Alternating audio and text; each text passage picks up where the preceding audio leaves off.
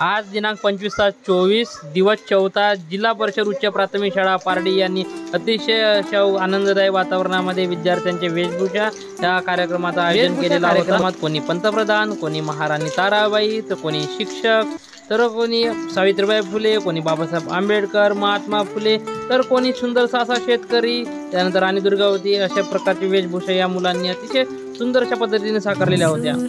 यानंतर सांस्कृतिक कार्यक्रमाची सुरुवात झाली।